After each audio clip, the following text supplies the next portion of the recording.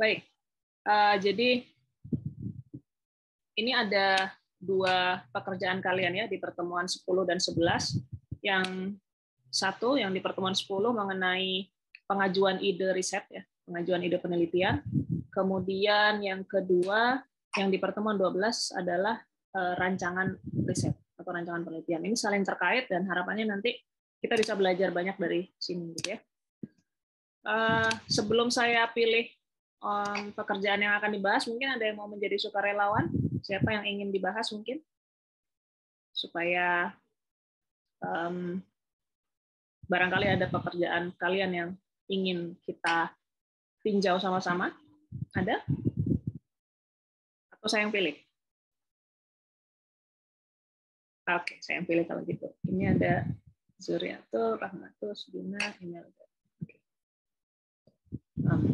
Imelda saja ya. Imelda, ada di situ? Ada, Bu. Oke. Baik. Mana ini? Imelda. Oops. Review attempt.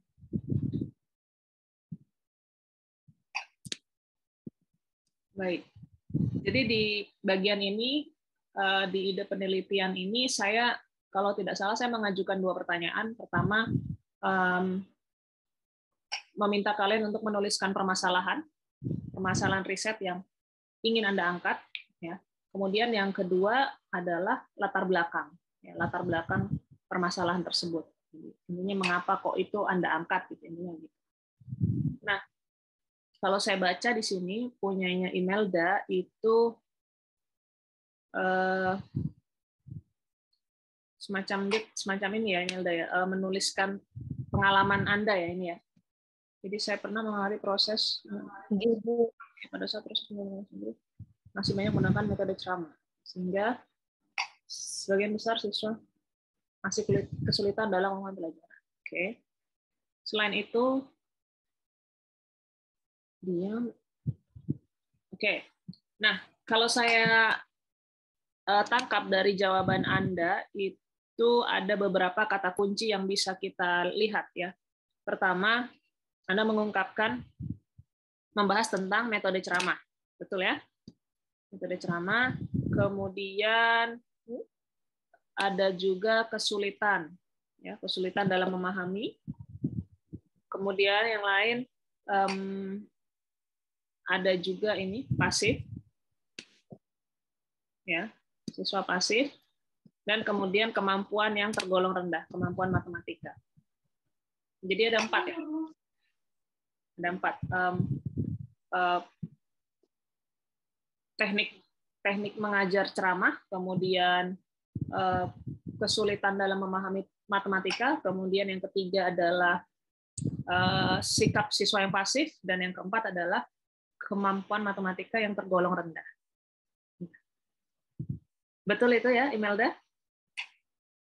Nggih, Bu. Oke.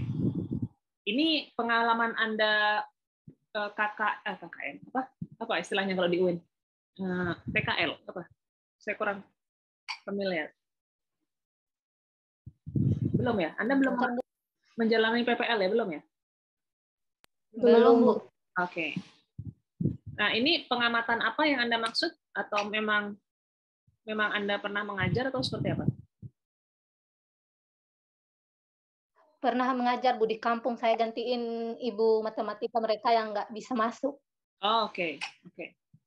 Baik. Nah, kemudian dari sini bisa Anda meringkas permasalahan apa sebenarnya yang ingin Anda angkat, Imelda? Kan permasalahan riset itu sebenarnya kan hal yang ingin Anda selesaikan gitu kan, atau Anda carikan solusinya gitu, atau ingin Anda investigasi. Nah, dari pernyataan Anda ini kira-kira kalau diringkas apa permasalahannya, Imelda? Bisa disampaikan nggak? Hai, sebelum melanjutkan video ini, silakan klik like, share, dan berikan komentar Anda, serta subscribe jika Anda merasa channel saya bermanfaat untuk Anda. Terima kasih. Imelda? Bu, bentar.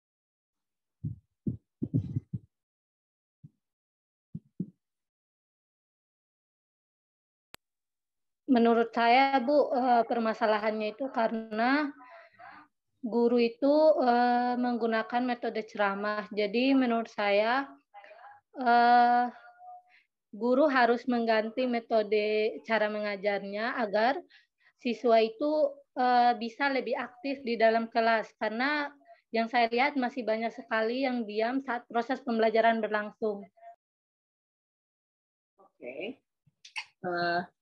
Itu semacam hipotesis ya dari Anda yang artinya sepertinya lebih tepat kalau ada metode lain yang diterapkan. Itu maksud Anda.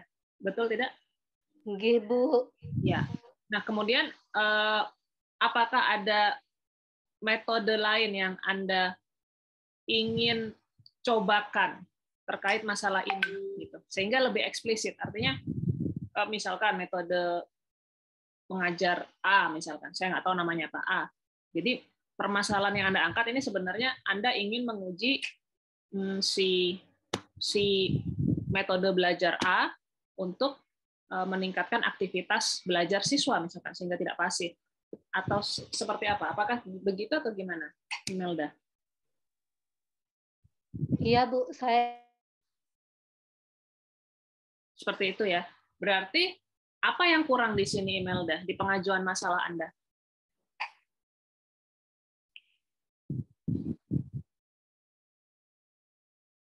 Yang kurang apa?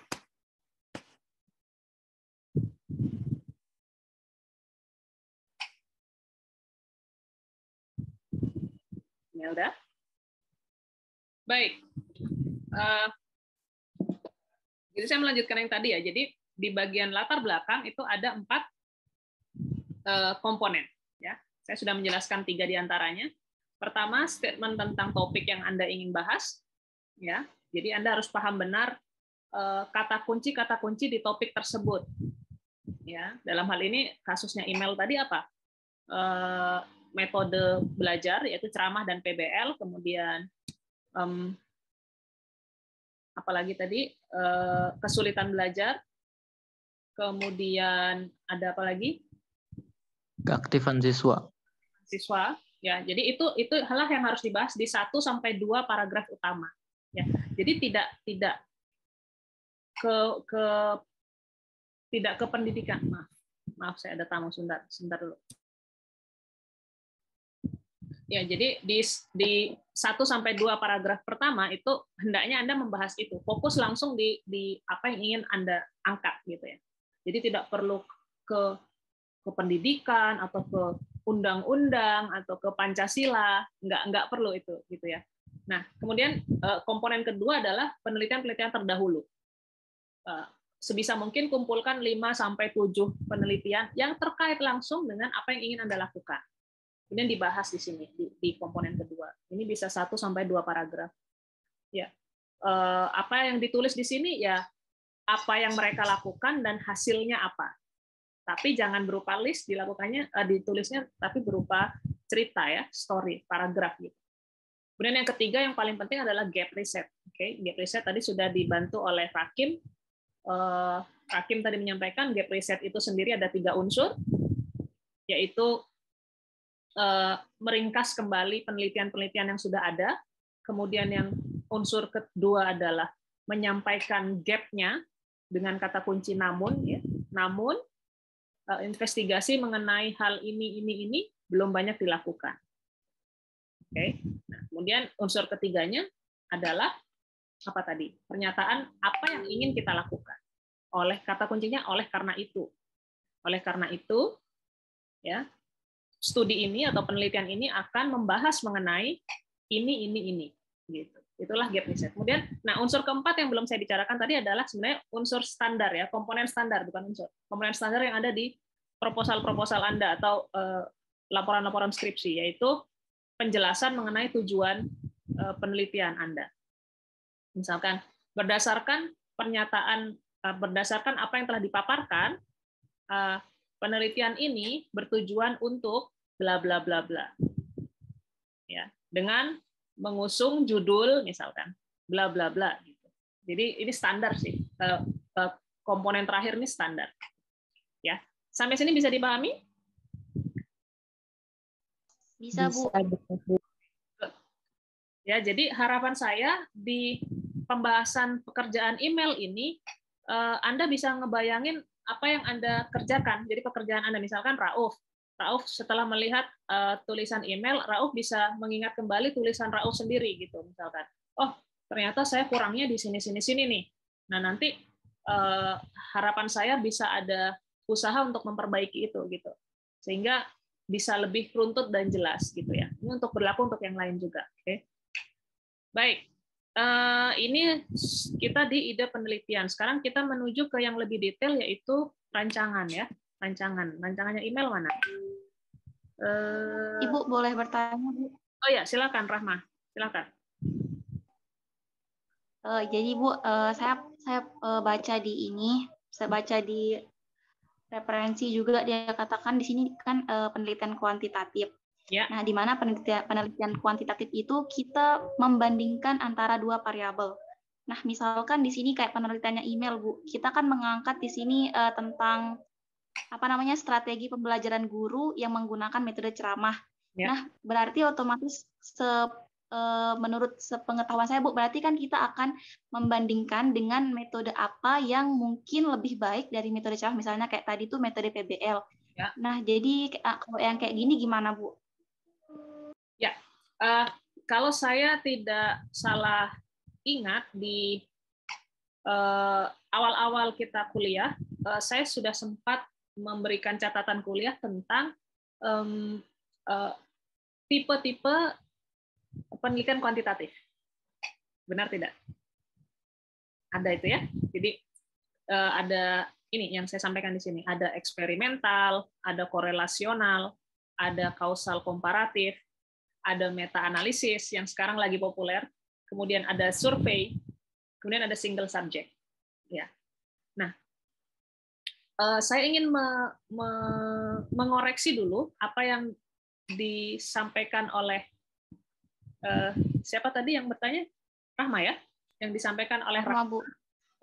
Bahwa penelitian kuantitatif itu, Bu, membandingkan variabel satu dengan variabel lain. Tidak selalu. Oke. Benar bahwa membandingkan satu variabel dengan variabel lain itu benar, itu termasuk kuantitatif, tapi tidak selamanya kuantitatif itu seperti itu. Bisa dipahami? Iya, Bu. Ya, oke. Bisa, Bu. Ya, jadi yang saya ingin tekankan, MTK atau metode penelitian kuantitatif itu ada beberapa ragamnya. Ya. Nah, kalau yang Anda sebutkan itu bisa jadi masuk di eksperimental, tapi bisa juga masuk di kausal komparatif. Oke, maksudnya gimana, Bu? Anda bisa pelajari lagi apa sih perbedaan eksperimental dan kausal. Kalau intinya mereka sama-sama ingin melihat pengaruh, ya, pengaruh dari sesuatu terhadap sesuatu yang lain. Oke, nah, tetapi perbedaannya adalah eksperimental ini kita melakukan tindakan kepada subjek atau partisipan yang ingin kita teliti. Oke. Misal, email ingin melihat pengaruh PBL terhadap aktivitas siswa, terhadap keaktifan siswa. Maka yang email lakukan adalah dia melakukan tindakan berupa pengajaran PBL terhadap kelompok tersebut. Kan gitu. Kemudian kelompok satunya dilakukan tindakan dengan ceramah gitu kan. Atau bisa juga sama sekali tidak dilakukan apa-apa. Atau kalau dalam pendidikan ya dengan metode yang lain yang akan diuji. Itu eksperimen. Tapi kalau kausal komparatif, peneliti tidak melakukan intervensi apapun atau tidak melakukan tindakan apapun. Contoh, email hanya cukup datang ke sekolah, ya, kemudian mengobservasi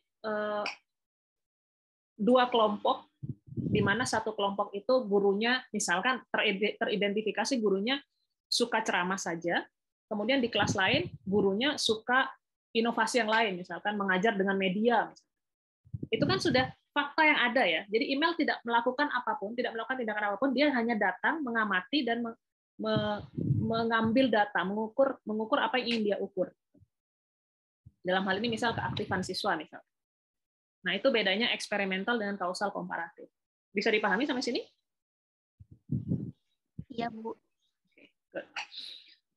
Nah, sekarang kembali ke pekerjaannya email. Saya menanyakan di sini ya, berdasarkan latar belakang Anda yang di pertemuan 10 itu, apa kemudian menurut Anda metode yang cocok gitu ya? Tentu saya menuliskan ini karena kita di kuantitatif ya. Jadi kalau kualitatif beda cerita lagi. Ya, jadi ini khusus kuantitatif. Ternyata dia menyebutkan eksperimental. Ya, eksperimental. Oke. Nah, saya ingin tahu alasannya. Alasannya apa dia? Karena merupakan satu jenis penelitian yang paling produktif. Apa maksudnya email? Paling produktif? Bisa dijelaskan? Email ada di sini nggak? Belum gabung ya? Imelda, bisa dijelaskan ini maksudnya paling produktif itu apa?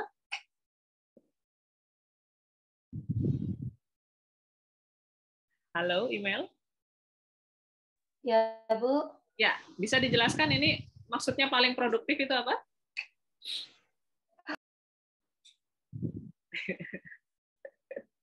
Atau Anda hanya menulis saja tanpa tahu maknanya?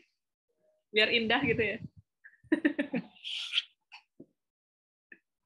It's okay, kalau Anda bisa menjelaskan nggak apa-apa. Belum bisa? Oke. Jadi mending nggak usah ditulis, oke? Jadi cukup ini aja, cukup sampaikan kenapa kok Anda berpikir bahwa Anda ide penelitian Anda cocok ditangani dengan metode eksperimen gitu. Cukup gitu aja. Misalkan bahwa metode atau jenis penelitian eksperimental bisa memungkinkan saya untuk menguji pengaruh, misalkan pengaruh PBL terhadap apa istilahnya, terhadap keaktifan siswa di kelas. Ya gitu aja sampaikan. Jadi nggak kemana-mana gitu ya. Ya, email ya, oke? Yang lain juga ya. Jadi biasakan kalau mengemukakan sesuatu itu straight to the point. Jangan ruwet gitu. Kalau ruwet malah pembacanya pusing nanti. Oke? Nah, kemudian ini apa ini? Nah, ini rancangan. Nah, rancangan itu tentu maksudnya apa, Bu? Rancangan penelitian itu adalah sebenarnya pernyataan yang lebih detail tentang apa saja yang harus kalian lakukan untuk bisa menyelesaikan penelitian kalian. Dan rancangan penelitian satu dengan rancangan penelitian lainnya itu tentu berbeda. Jadi misal Anda milih eksperimen, tentu ada rancangannya sendiri, gitu kan? Atau misalkan Kurniawati memilih survei, tentu rancangannya beda lagi. Atau misalkan Sulastri ingin memilih meta analisis, maka rancangan penelitiannya beda lagi. Gampangnya inilah langkah penelitian lah rancangan. Jadi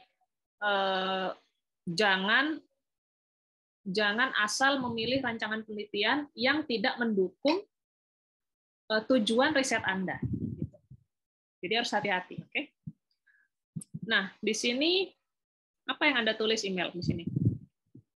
Tipe eksperimental, oke. Bapak kelas tidak dengan, oke. Oke, email. Saya mau tanya, masih ingat nggak di pertemuan keberapa ya? Saya lupa.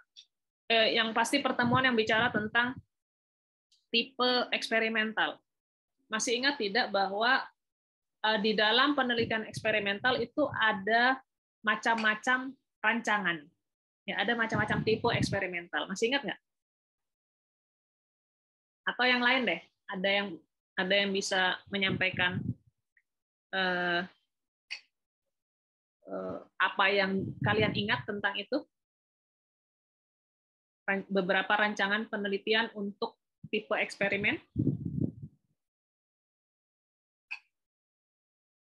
Bisa? Lupa? Nah, nanti dibuka lagi ya ininya, LMS-nya. Jadi gini, di dalam di dalam penelitian eksperimental, ya, di dalam penelitian eksperimental itu ada beberapa rancangan yang berbeda-beda. Misalkan post-test only design, atau misalkan yang kedua quasi experimental research, atau misalkan pre-test post-test experimental design. Banyak ya. Nah, email di sini masih sebatas mengemukakan dia ingin menggunakan tipe eksperimental, tapi dia belum mengemukakan eksperimental yang jenis apa yang mau dia lakukan. Gitu. Karena eksperimen banyak. Ada yang menggunakan hanya 2 kelompok, ada yang menggunakan hanya 1 kelompok, ada yang menggunakan pre-test post-test, ada yang hanya post-test, atau misalkan banyak hal. Jadi harus dijelaskan di sini. Ini untuk yang lain juga ya. Jadi harus dijelaskan mau tipe yang mana, tipe eksperimen yang mana, gitu. Gitu ya, email ya. Ibu. Ya, oke. Bisa dijelaskan ulang, email? Bisa dijelaskan ulang apa yang saya sampaikan tadi? Jadi pada rancangan saya ini saya harus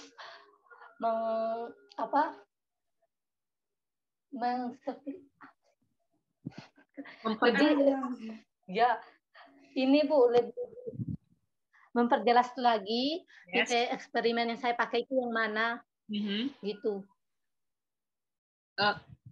Bagaimana Anda menentukan itu? Kalau saya tanya, misalkan ada beberapa tipe nih eksperimen, ada A, B, C, D, E, F. Bagaimana Anda memilih? Oh, saya pakai yang tipe D. Misalkan. Bagaimana Anda memilih itu? Saya mungkin ini Bu belajar lagi macam-macam tipenya, baru saya sesuaiin sama apa yang mau saya lakuin. Good answer, bagus ya, bagus. Jadi Anda harus benar-benar tahu tujuan riset Anda, kemudian Anda mau melakukan apa, kemudian baru disesuaikan dengan tools yang ada. Jadi jangan asal, oh saya ngambil yang tipe A deh Bu, kenapa? Karena gampang gitu misalkan. Itu nggak betul kalau kayak gitu. Ya, atau karena teman saya juga pakai itu Bu, dan dia sudah lulus, padahal kasusnya beda. Ya, oke. Jadi tolong diperhatikan hal-hal kayak gitu. Ya, oke. Selain statement tentang rancangan penelitian, Anda di sini juga harus mengemukakan apalagi betul data ya, tentang data yang ingin dikumpulkan itu apa. Terus biasanya partisipan itu sama dengan subjek penelitian ya. Partisipannya kali ini siapa di sini? Misalkan siswa kelas 7B. Siswa kelas 7B ini maksudnya apa? Padahal Anda kan 7B dan 8A. Kenapa di sini kelas 8, kenapa kelas 7? Apa alasannya? Misalkan kok beda kelas gitu. Padahal kan normalnya harusnya kelasnya sama ya. Sama-sama kelas 7 atau sama-sama kelas 8 gitu. Gitu. Jadi harusnya kelas 8.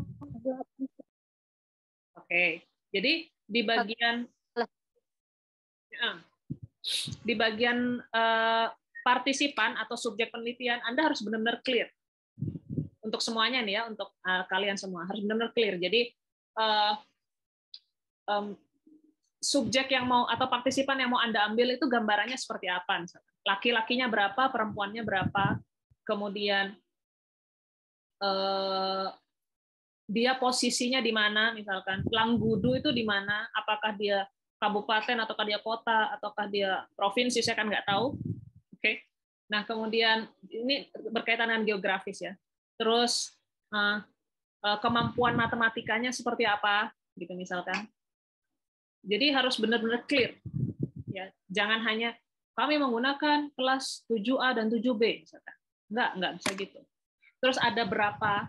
Ya, setiap kelas ada berapa? Misalkan masing-masing ada 30, laki-lakinya sekian, perempuannya sekian. Jadi harus benar-benar clear di partisipan ini. Kemudian setelah itu harus ada pernyataan tentang instrumen yang akan digunakan. Ya. Instrumen itu apa? Instrumen itu alat ukur ya.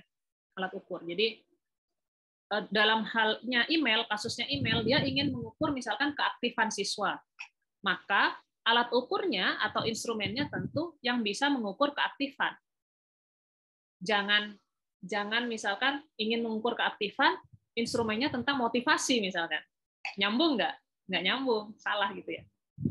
Jadi ibaratnya mau menimbang gula menggunakan penggaris misalkan. Alat ukurnya nggak cocok. Oke? Jadi itu yang harus diperhatikan. Nah, kemudian benar harus ada statement tentang analisis data ya, mau diapakan datanya misalkan. Tentu analisis data di sini kan sudah biasanya masuk ke ranah statistik ya. Jadi Anda harus hati-hati. Kalau misal Anda eksperimen tipe apa misalkan, itu harus benar-benar paham analisis datanya seperti apa. Karena beda-beda biasanya. Ujinya beda. Oke. Sampai sini dulu ada pertanyaan? Silakan. Ada yang ingin ditanyakan?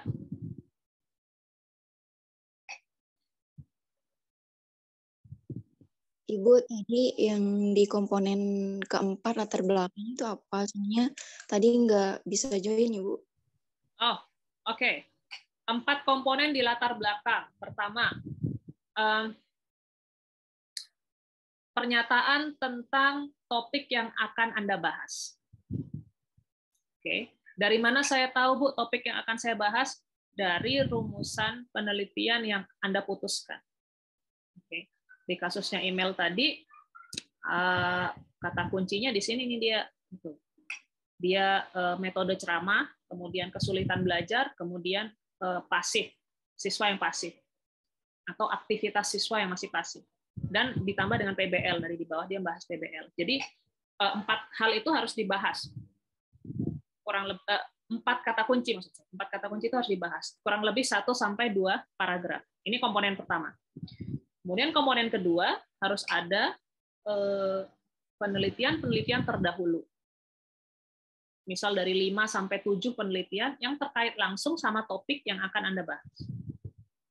Jadi jangan bahas tentang teknologi mengajar di sini, jangan bahas tentang GeoGebra misalnya. Kalau misal Anda memang hanya membahas PBL dan ceramah dan aktivitas siswa, ya, nggak ada hubungannya. Jadi yang harus ada hubungannya, yang langsung ada hubungan. Ini bisa 1 sampai 2 paragraf dirangkum. Oke. Yang ketiga, gap reset. Gap reset itu sendiri ada 3 unsur. Unsurnya adalah apa? Unsurnya ada, unsur gap reset ini ada ringkasan penelitian terdahulu, kemudian apa gapnya dengan kata kuncinya namun ya, namun ya, penelitian tentang ini belum banyak dilakukan. Kemudian yang unsur ketiga adalah apa yang akan Anda lakukan untuk mengisi gap itu. Kata kuncinya oleh karena itu. Oleh karena itu, studi ini akan menginvestigasi mengenai bla bla bla. Itu di gap reset ada tiga unsur. Kemudian yang terakhir 4 komponen. Komponen terakhir adalah statement tentang judul dan tujuan. Seperti layaknya proposal yang lain ya. Jadi standar. Jadi itu tadi statement tentang topik, kemudian penelitian terdahulu, kemudian gap reset, kemudian statement tentang judul dan tujuan. Itu sederhana ya, sederhananya. Tentu akan banyak versi. Anda bisa mendebat saya, Bu, kalau yang di sini tuh kayak gini, boleh, it's okay, tapi ini hal yang harus ada. Ya, hal yang harus ada. Minimal banget. Oke? Bisa dipahami? Insyaallah, Ibu. Oke. Yang lain? Sebelum saya akhiri? Bisa, Bu, bisa paham. Oke. Ada pertanyaan lain?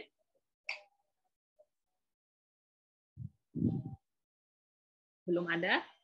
Kalau belum ada, mungkin sampai di sini dulu ya. Nanti seperti kelas C dan B, ya, kelas B dan C itu saya sampaikan ke mereka, nanti akan saya setting di LMS 2 pertemuan sekaligus atau 2 topik sekaligus, jadi pertemuan 13 dan 14 untuk memberikan kesempatan kepada kalian memperbaiki draft ini, ya.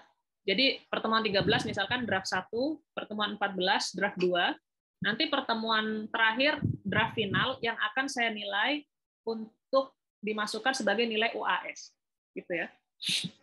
Jadi silakan dimonitor LMS dan grup WhatsApp-nya. Harapan saya apa?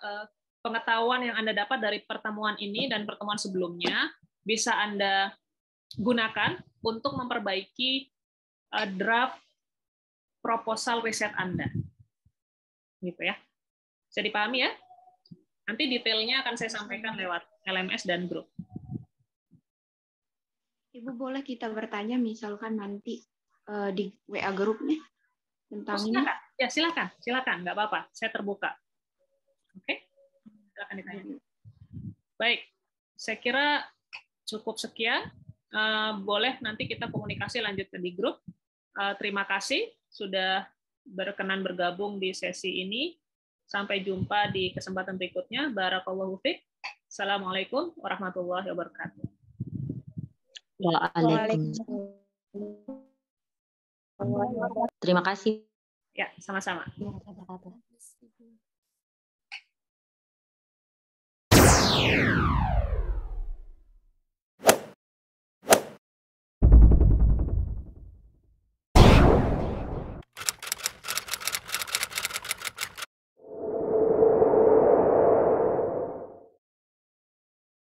Thank you.